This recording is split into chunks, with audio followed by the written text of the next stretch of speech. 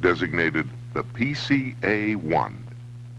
It was built around the mail wing fuselage and incorporated a tail surface which deflected air from the propeller to the rotor blades as an aid to starting the rotor turning. The early autogyros had fixed wings as well as a conventional propeller. Long taxi runs were needed to bring the rotor up to takeoff speed. Once airborne, the rotor blades served as wings and provided lift. The fixed wings assisted in controlling the attitude of the plane. Pitcairn's introduction of the newly designed PCA-2 Autogyro featured controls that were generally similar to those of fixed-wing airplanes, using ailerons, elevators, and a rudder for maneuvering the aircraft. The non-powered rotor was flexible and hinged horizontally and vertically. This essential feature resulted in the advancing blade tilting upward, reducing its lift, thus equalizing the lift of the retreating blade. Subsequent models of the Autogyro incorporated more sophisticated technical advances in its rotor controls.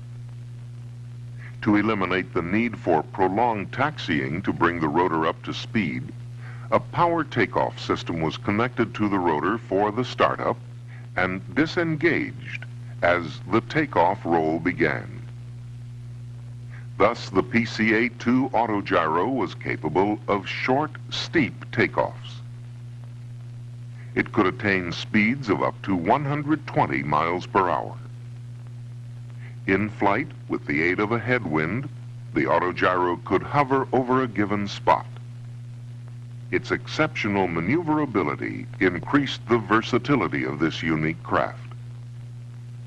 The PCA-2 was also capable of slow flight with complete control.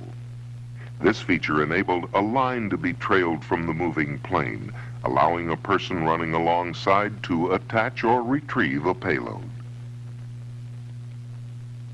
Pilot Johnny Miller demonstrated the unusual characteristics of the PCA-2 by regularly performing the aerial loop at air shows.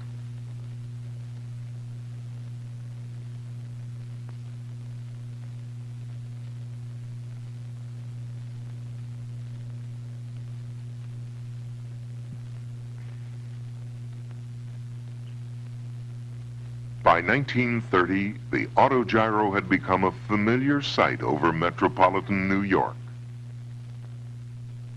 The ability of the PCA-2 to perform precision landings was demonstrated in 1930 when the Autogyro was flown to New York City to pick up Mr. Sierva. As the inventor watched, the Autogyro executed a nearly vertical landing on a city dock.